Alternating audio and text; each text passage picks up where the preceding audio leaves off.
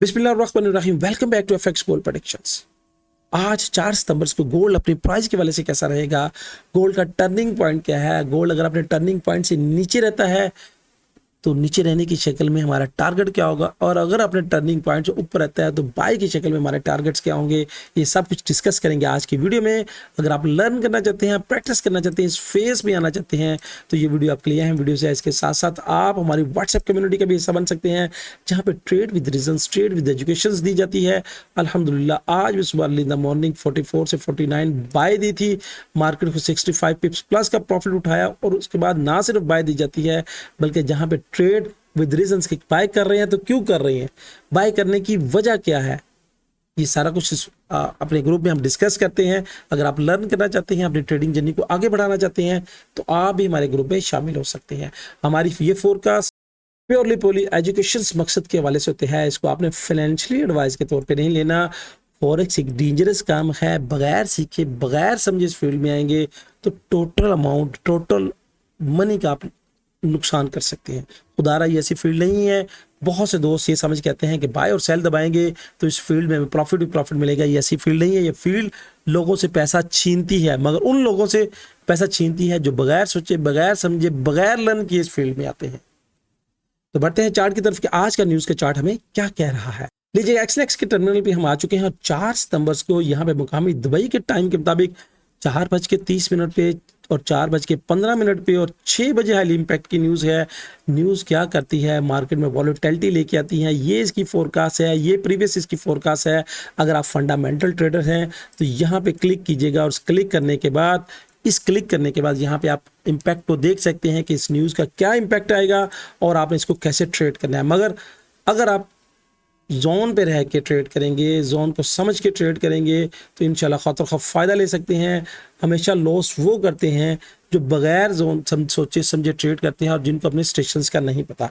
आज का turning point क्या होगा, H1 के चार्ट पे हम आ चुके हैं। गोल्ड हायर हाई बना के ऊपर की तरफ जा रहा है। H1 के टाइम फ्रेम के मुताबिक यहाँ पे देखिएगा कि प्राइस 26 पिलर्स की लाइन से नीचे इसने क्लोजिंग दे दी है। अब 26 पिलर्स की लाइन से नीचे क्लोजिंग दे दी है। अब यहाँ पे 9 और अगर 26 पिलर्स की लाइन को क्रॉस करेगी, इससे नीचे अगली कैंडल क्लोज होगी तो मजीद हम सेल की तरफ देखेंगे। मगर ये जो लेवल है सेल का, ये सेल नहीं है, ये रिट्रेसमेंट के लेवल्स हैं। अब अगर स्ट्रक्चरल बेस पे देखूं तो मैं यहाँ पे वेव्स की शक्ल में, ये मेरा लो और ये मेरा हाई है। अब मार्केट की रिट्रेसमेंट की जो जोन्स है उसे लिख लीजिएगा। एक तो ये ब्लैक कैंडल और उसका ये बॉटम, उसके बाद ये 26 पिलर्स की लाइन, उसके बाद ये वाला जो बॉटम है, ये वाली लाइन, ये तमाम मार्केट के रिट्रेसमेंट के पॉइंट्स हैं। जब तक प्राइस अब H1 के टाइम फ्रेम के मुताबिक इससे नीचे क्लोज नहीं होती, ये वाले लाइन से, ये वाले पॉइंट से क्लोज नहीं होती, हम हर डिप से बाय की तरफ देखेंगे। चूंकि हम बायर्स हैं, शॉर्ट टर्म्स के वाले से हम सेल देख सकते हैं, मगर हम बायर्स हैं। ये बात ध्यान में रख लीजिएगा। अब आपने क्या करना है, अगर मार्केट रिट्रेसमेंट करने के लिए आती है तो जोन्स कौन से होंगे। फर्स्टली जोन यही है। इस जोन्स को अगर मैं मार्क करूं तो मैंने जोन्स पहले मार्क करके आपके साथ रखे हुए हैं ताकि आपके लिए आसानियां हो। तो जोन्स मैंने मार्क किए हुए हैं, इसको लिख लीजिएगा, अपने पास शेयर कर लीजिएगा।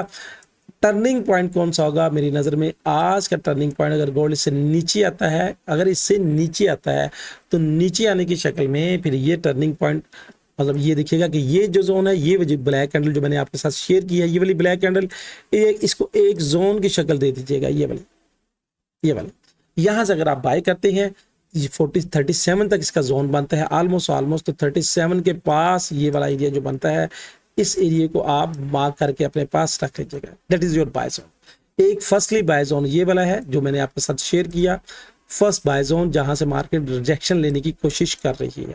और ऑलमोस्ट जोन से हमारे ग्रुप ने भी 65 पिप्स अर्न कर लिया है। अब इसके बाद मार्केट अगर मजीद नीचे आती है तो यहाँ पे भी अगर हमें 1 कैंडल रिट्रेसमेंट फार्मूला मिलता है तो सेकंड बाय का जो एरिया है वो 35.26 है, 35.26 है। उसके बाद मजीद नीचे आने की शक्ल में मेरे पास 3508 का एरिया बाय का है।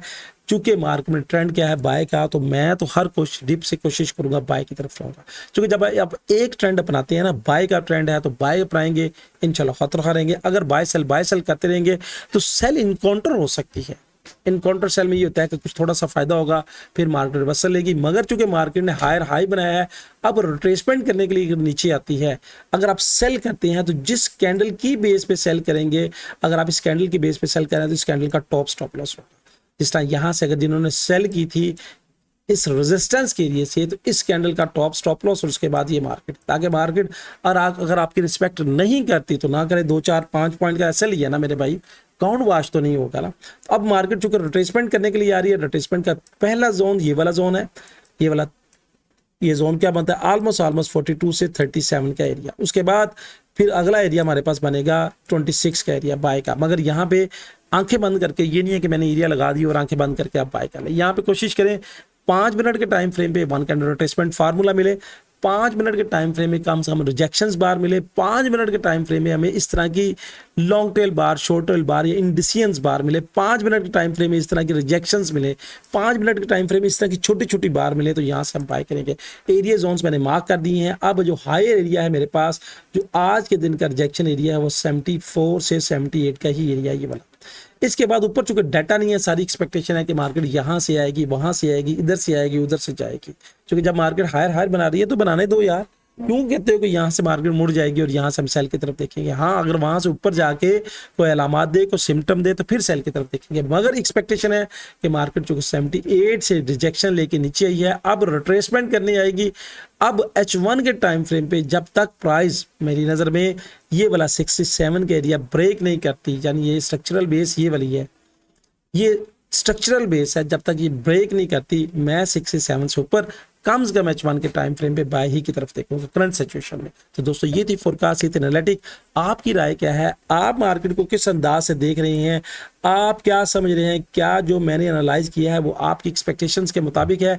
अगर नहीं है तो कमेंट्स में कमेंट्स का जरूर इज़हार कीजिएगा, चूंकि आपके हेल्थी कमेंट्स हमें एनर्जेटिक करते हैं कि हम आपके लिए इस तरह से इंफॉर्मेशन से भरपूर वीडियोस बनाते रहें। दोस्तों ये थी फोरकास्ट, ये थी एनालिटिक। जाने से पहले एक ही बात, अल्लाह ताला हमें सानिया बांटने की और खुशियां बढ़ाने की तौफीक दे। अल्लाह हाफिज़।